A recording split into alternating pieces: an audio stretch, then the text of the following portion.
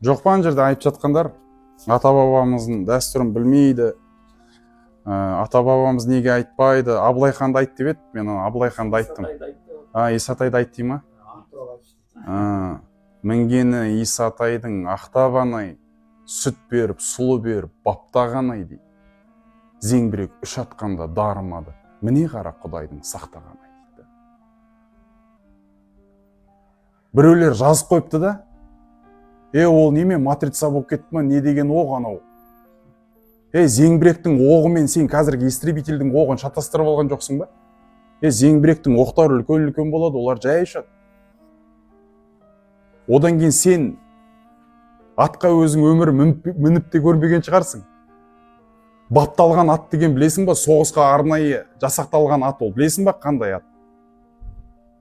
Ол деген кәдімгі соған бейімделген ат. Ол өзінің қожайынын қорғауға бейімделген ат. Болашақта анау Қабанбай атамыздың атын суреттеп келетін тарихта бір кітаптар бар. Қабанбай атамыздың жылқысын суреттеп келетін. Оны айтатын болсақ, қазір мүлдем қазағың өре түрегелейін деп тұр ғой. Қазақ емес, тик-токтағыларды айтып отырмын.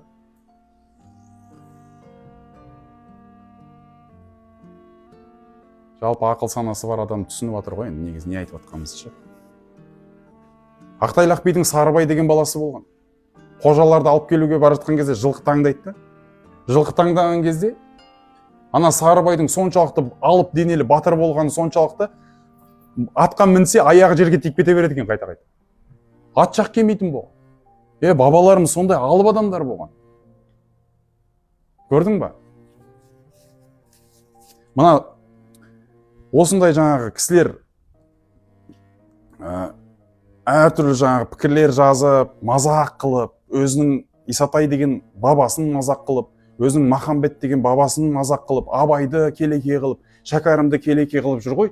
Егер де шынымен сол адамдар қазақ болатын болса, бұл қазақтар оңбайды. Бұндай қазақ оңбайды. Мен түсінем, сен маған сөз сөйле, сен мына Қуанышбекке сөз сөйле, мына Асланға сөз сөйле. Көтереміз біз. Ана кісілерге олай сөз сөйлеу кешірілмейді. Өйткені бұл кісілер кемеңгер адамдар да. Біз қарапайым пенделерміз. Ол кісілер заманда бір туатын адамдар, бір туар жандар олар. Өзінің Абайын құрметтей алмай отырған қазақ, өзінің Исатайын, өзінің Махамбетін, өзінің Шәкәрімін құрметтей алмай отырған қазақ. Ол қазақтың болашағы бұлыңғыр.